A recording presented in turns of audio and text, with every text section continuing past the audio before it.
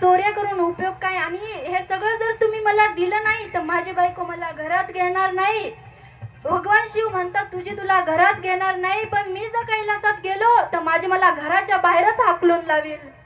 आता हे म्हणलं बरं ठीक आहे. हा चोर होता, यानं विचार केला हे देव कसा आहे, भोळा आहे ना. मग यानं विचार केला बरं ठीक आहे देवा, 3 नाही देत ना? म्हणे नाही.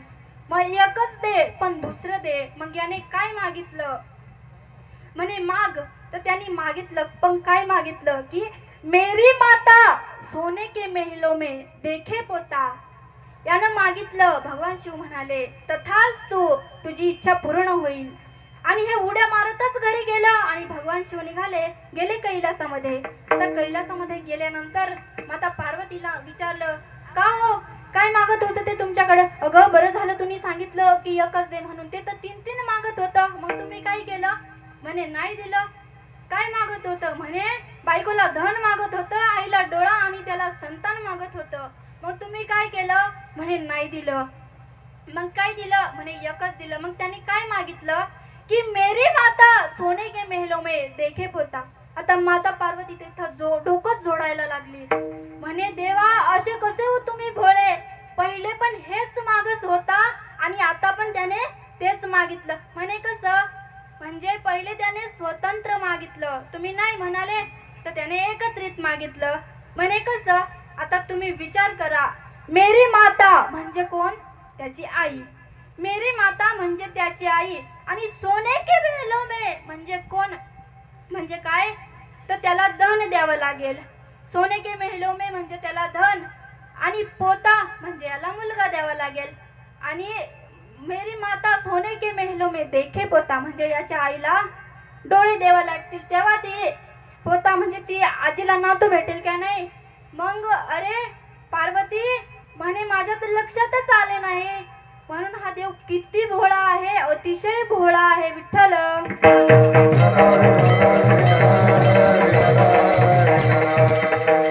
म्हणे पहिलं पण तेच मागितलं, नंतर पण तेच मागितलं, पण तुमच्या काही लक्षातच आलं नाही. म्हणे पार्वती चुकलो मी, बरं जाऊ दे आता क्षमा कर.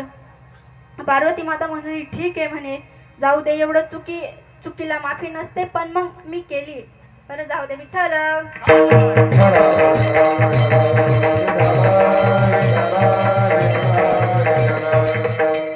म्हणून हा भगवान शिव अतिशय भोळा आहे.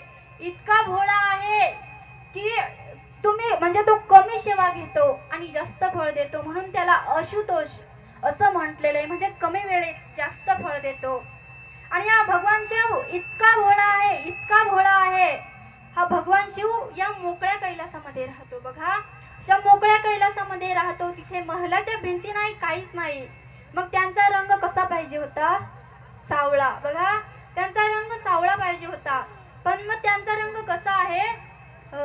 कर्पूर गौरम करुणावतारम संसार सारम भुजगेंद्रहारम सदा वसंतम हृदयारविंदे भवामी सहितं नमामि.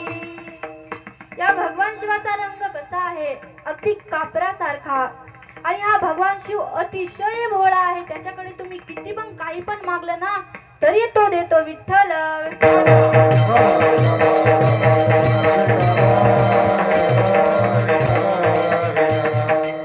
देव इतका भोळा आहे, तुम्ही काही पण मागा. अरे एकदा त्याचं भजन आपल्या वाणीमध्ये घ्या, कधीतरी त्याचं भजन आपल्या मुखाने करा. त्याच्या भगवान शिवाच्या नामाचा फायदा काय आहे? बघा, आपण भगवान शिवाचं नाव घेतलं तरी आपल्याला 4 पुरुषार्थ प्राप्त होतात. मी पहिल्या पद्यामध्ये तुम्हाला सांगितलं होतं, ते आपण पुढे म्हणणार आहोत विठ्ठल.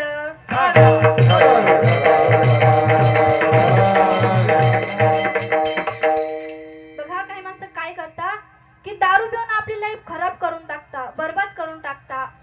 पण तुम्ही विचार करा, आपल्याला पैसे कमवायला किती दिवस लागता आणि गमवायला काहीच दिवस लागत नाही. तो दारूबाई ते सगळे पैसे घालवून टाकतो. तुम्ही विचार करा, हा आपलं एवढूसं पोट आहे, या एवढूशा पोटासाठी आपल्याला किती अट्टहास करावा लागतो. हितभर पोटासाठी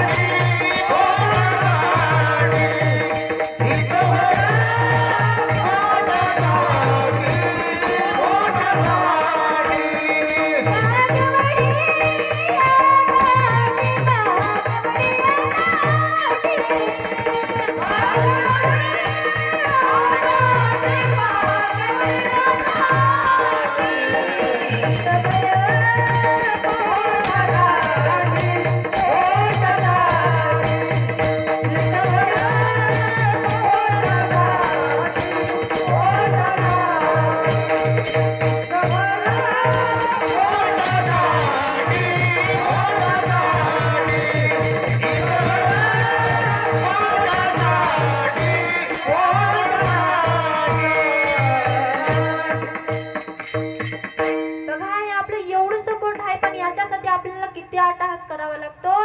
तो माणूस दारू पितो, घरातलं जेवढं काय असतं तेवढं विकून खातो, पण त्यांना एवढा पण विचार येत नाही की आपली पुढची पिढी काय केली. असो त्यांचा विचार नाही केला, पण स्वतःचा पण तो माणूस विचार करत नाही. बघा तुम्हाला एक दृष्टांत सांगते, पण आधी भजन करा विठ्ठल.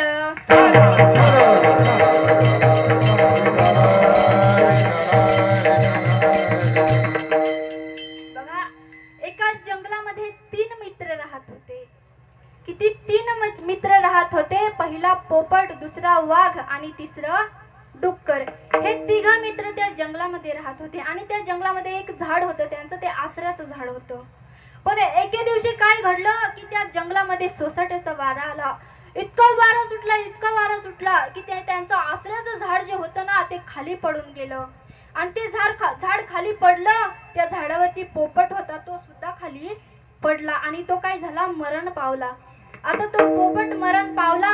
त्या वाघानं पाहिलं, अरे माझा मित्र पोपट होता, तो पण गेला. आसऱ्याचं झाड होतं ते पण गेलं. आता हा वाघ त्या दोघांचा शोक करू तो सुद्धा मेला. आता वाघ मेला, पोपट मेला, आसऱ्याचं झाड होतं ते पडलं. त्या डुकरानं पाहिलं, माझे दोघे मित्र होते ते पण गेले, आसऱ्याचं झाड होतं ते पण गेलं, आता माझा जगून फायदा तरी काय. मग तो डुकर होता ना तो पण मेला आणि हे 3 जण ज्या ठिकाणी मेले ना त्या ठिकाणी एक झाड तयार झालं. बघा त्या ठिकाणी एक झाड तयार झालं. कशाचं झाड? मोहाचं झाड तयार झालं. आणि मोहाचं झाड तिथे तयार झालं आणि मोहाच्या झाडापासून म्हणजे मोहाला जे मोह येतात त्याच्यापासून काय तयार होते? काय तयार होते? दारू. हा आता कसा आवाज निघाला मोठा मोठा? दारू होते तयार. बघा त्या मोहापासून दारू तयार होते आणि दारू कोण पितं? माणूस. हा माणूस. बघा दारू कोण पिली? माणसानं. आणि मग त्या माणसानं दारू पिल्यानंतर तो प्रथमतः काय करतो? पोपटासारखा मिठू बोलायला लागतो, बरोबर ना? दारू पिल्यानंतर तो प्रथमतः पोपटासारखा मिठू बोलायला लागतो आणि थोडीशी जडली ना का गावामध्ये गल्लीमध्ये कुठे पण जाऊन वाघासारखं डरकाळ्या फिरतो ना. गावामध्ये गल्लीमध्ये जाऊन तो वाघासारखा डरकाळ्या फोडत फिरतो आणि आणखीन थोडीशी चढली की काय करतो? कुठे गल्लीमध्ये जाऊन गटारीमध्ये जाऊन डुकरासारखा लोळत राहतो, बरोबर ना? मग दारू चांगली आहे का वाईट आहे? ती आपली एवढं वाटोळ करते तरी पण लोकांना तीच आवडते. आणि इथे कीर्तनामध्ये सांगितलं साधं टाळी वाजवा तरी त्यांना कंटाळा येऊन जातो. बघा त्या भगवंताचं नाव कधीतरी आपल्या वाणीत घ्या. नाथ महाराज अभंगाच्या 2ऱ्या चरणात सांगतात, वाचे वदता